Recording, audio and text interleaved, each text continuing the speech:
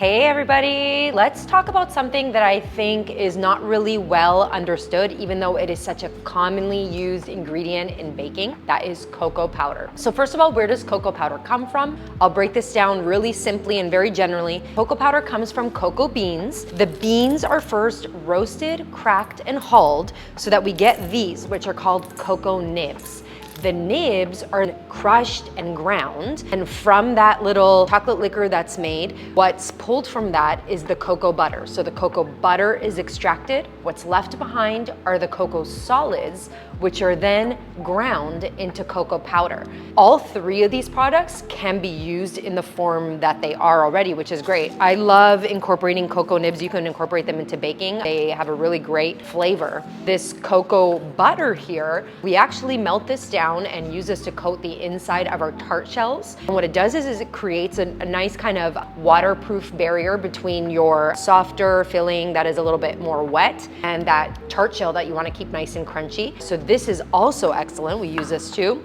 Last but not least, we know that we use cocoa powder in a lot of our recipes for getting that really great chocolatey flavor that everybody loves. So let's talk about different kinds of cocoa powder. This is the part where it gets maybe a little confusing, but I'll try to break it down for you so it's really simple. There are a few types of cocoa powder. We're gonna focus on the two most common, and that's gonna be natural, also known as unsweetened, cocoa powder, or just plain old cocoa powder. Then we have alkalized or Dutch processed cocoa powder, okay? So first up, with our natural or our unsweetened cocoa powder, what this is a cocoa powder that has not been treated, and so it does retain its natural acidity. So it's a little more acidic, its flavor is a little more citrusy, a little sharper, and actually I find a little less chocolatey, okay? Because our natural cocoa powder is naturally acidic, that means that it will react with baking soda,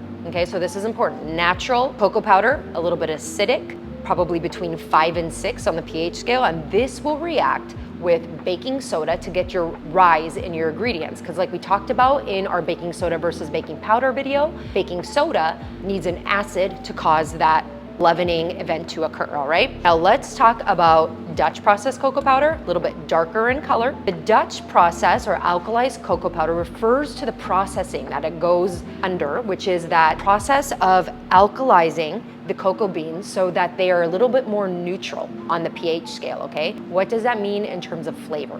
It means you have a smoother, more richer, and I find a more chocolatey flavor that comes through. This cocoa powder is actually my preferred cocoa powder, but both cocoa powders have their place depending on what you want your flavor profile to be and depending on other ingredients in your recipe. This cocoa powder here, because it is neutral, has a neutral acidity, that means that it's going to require baking powder to react. So this one will not react or not have that leavening event with baking soda unless there's another acidic ingredient in your recipe. So keep that in mind when choosing which cocoa powder to use in your recipe, okay? Are you going to be using the natural or the Dutch processed? And because of the different flavors you might want, whichever one you choose, make sure that you're using the correct leavening agent. All right, I hope that made sense. Thank you so much for watching, everybody. Check out our other videos if you find this one interesting and want to learn a little bit more about some other baking topics. And hope you enjoy. Happy baking.